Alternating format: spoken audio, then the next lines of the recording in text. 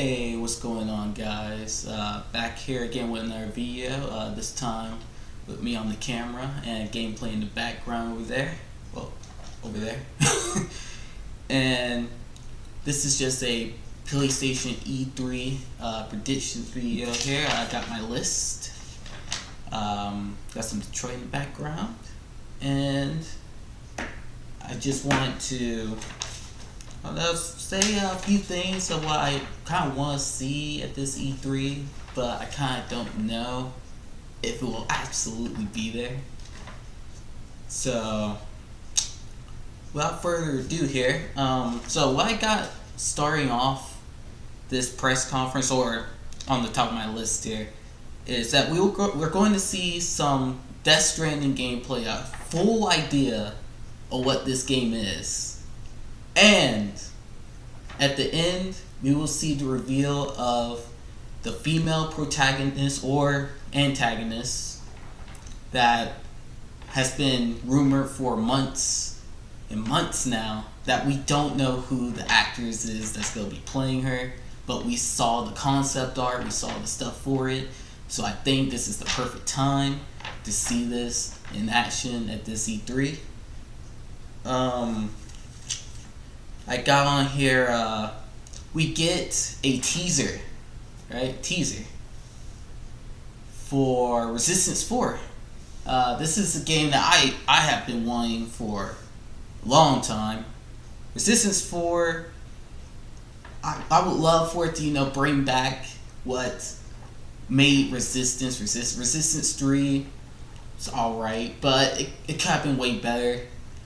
Resistance 4 could correct all the faults of the previous one, and it could have a completely revamped story campaign. Like, PlayStation saw this, this place of, we need to add great single player content to the games and this great storytelling. Well, this could happen at this E3. After the greatness of God of War, Horizon Zero Dawn, single player games are kicking. Resistance could go down that same path. We could even possibly have a co-op in this, because of course Resistance kind of felt like it needed something like that. So that is what I got my number 2 there. I also got BioShock 4 for my 3. BioShock 4, we kind of know it's coming at this point. It might not come out before Borderlands does, but BioShock 4 is almost but confirmed in development at this point. We saw that there's a studio that is working on this game. There's plans. 2K has openly stated that they want this franchise to continue. BioShock is it's just that type of game that if you haven't played it, then if you haven't played like the original BioShock or even BioShock 2 or Infinite, you gotta play them to just experience what the magic was of the first game. Even the third game was alright. It didn't have a lot of the horror elements or anything like that, but that game, that ending.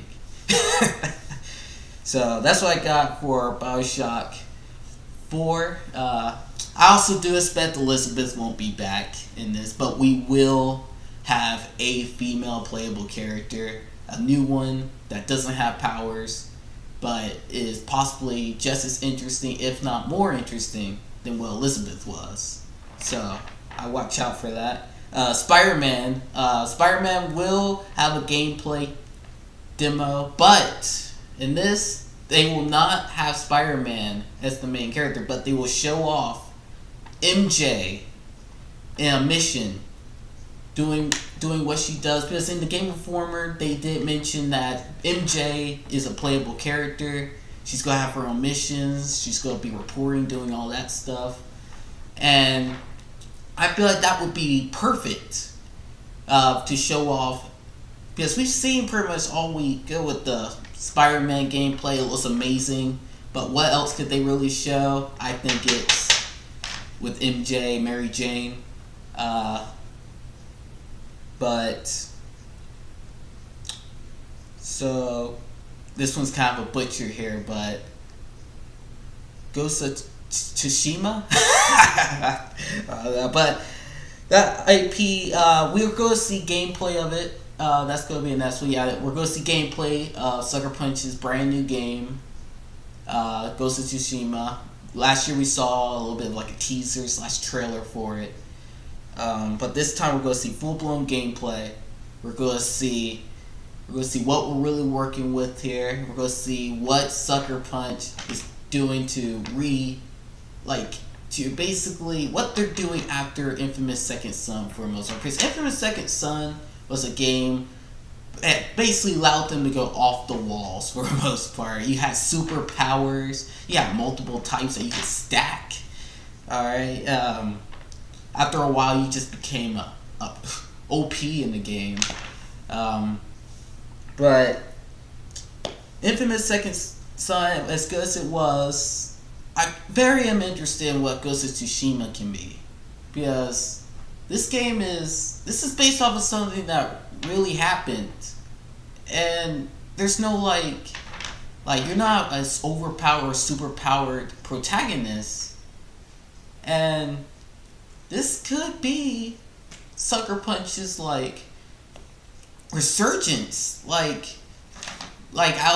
outside just playing, just making infamous games, or back in the old days Sly Cooper games.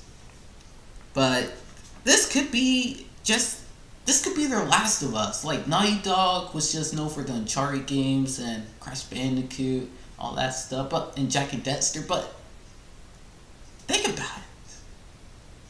This could make them bigger than they already are. This could be what Horizon did for Guerrilla as well. This could make them jump to that next level. So that's what I got for that. Last of Us Part 2. I'm gonna have that ending the show. It's going to have a gameplay of the player character playing as Ellie, and it's gonna show off basically all the improvements they made over the years. It's gonna show probably the brutal combat that's probably gonna be in it. Elise is probably gonna use her classic blade that she used in the first game. But at the end of the game, of the gameplay demo, they're going to show a tease for the main villain of the game. Because really, outside of the cults, we really don't know who the main guy is yet. Like what they showed at PlayStation Experience last year. Like, other than that, we could probably get someone that is a amazing villain. I'm thinking Nolan North may have something to do with as the villain, because he is apparently going to be returning in this game, but not as, of course, the cannibal. Because spoiler alert for people who haven't played it in since it came out in 2013, it's 2018. He died. so yeah. And this is kind of a little bit of a bonus here or whatever. Like, games that I feel like will come in between, like, of course, all this and everything. That actually not even in between, but just more rumors, or not rumors, but predictions on my part of what I want to see and everything. So I kind of want to see another SOCOM game. And not SOCOM Royale, alright? we got enough Battle Royale games, just got H1Z1, got Fortnite. I said we're probably gonna get a lot of other games on here. So for real, come on. But SOCOM will be our military squad up game, where I can see this game having a co-op campaign with up to 4 players, where it's kind of like Ghost Recon, like the original Ghost Recon. It's not Wildlands, but you know what I mean. Like, you're going out, you're protecting each other from enemy gunfire. It'll be like a modern day military shooter with tactical espionage, and just team collaboration. I could see there being a sync shot between teammates, similar to Future Soldier. So that could be cool. It would be amazing. Next, I have the Resident Evil 2 remake will make a appearance. It will finally make an appearance after, since, what was that, 2015 that they announced it. I cannot wait to see what they got in store for this game. This game, I'd say it's going to be over the shoulder. Fixed camera angles, I don't think that's coming back for at least this remake. Unless they have somewhere to where it's an option to go back and forth, but I don't know if Capcom fully did that or not. I have it to where it will have PlayStation VR support, though. It will have VR support of some kind. And that VR support will come out before the actual game comes out. So it's going to be its own separate little game. Like, it's not going to be the full RE2 game, but it's going to be like its own little thing on the side, like leading up into launch. Which I feel like would be pretty cool, and it will get us all hyped up for RE2 remake. So that's what I got right there. Next up, I got a possible Metal Gear Solid remake, which has been heavily thrown up in the air recently. And I say it's going to be a remake. It's not going to be a remaster. It probably might be Metal Gear Solid 3, because they kind of already have the assets for MGS3 if they wanted to do that, which I feel like would be really awesome. And I kind of just want a Metal Gear game on consoles that is not just Metal Gear Solid 5. Like, I want one of the old iconic games back, which would be amazing. And this could build a partnership between PlayStation and Konami. And of course, you got Kojima there, and Kojima could possibly lend a hand, or somewhat tie, or somewhat bring these two entities back on talking terms at the very least. So I got that possibly being an idea there. Bloodborne 2, I have this being revealed at E3, and at the beginning of it, though, it's gonna basically have like the Shadows Die Twice outro, where it's gonna be it's either gonna be Bloodborne Shadows Die Twice, or just Bloodborne 2, with the new catchphrase being Shadows Die Twice. And you're gonna have the doll basically say, Shadows Die Twice, and then after that she's gonna say, you haven't died twice yet, it's time to wake up, Hunter. And the moment people hear Hunter, that will instantly give it away of what this game is, and the hype will be off the roof. So that's what I got happening there. I got PUBG coming to PlayStation 4, because I feel like it's about almost time for PUBG to make its grand way here. We know the player count has dropped half since then. It's only a matter of time before PlayStation eventually gets this game, because it can't just survive on 2 consoles alone. It's going to eventually expand. It's coming to us. Will H1Z1 still be at the top of the map? Probably not. I don't know. They're kind of the similar games. They were made by the same guy. So yeah, that's a weird idea there. I got on here, and this kind of like a super rumor. This is kind of a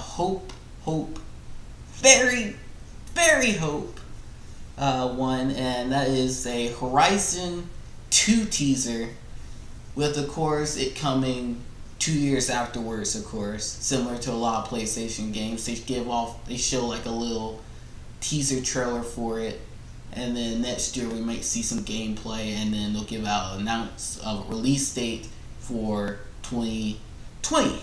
So That's what I got there.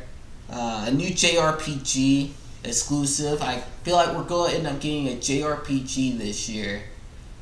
But will it be Final Fantasy VII or will it be a completely new IP? Because Final Fantasy VII Remake, I don't know if it will show up at this press conference. I have no idea what the track record is. This game's kind of in the Last Guardian territory right now, almost.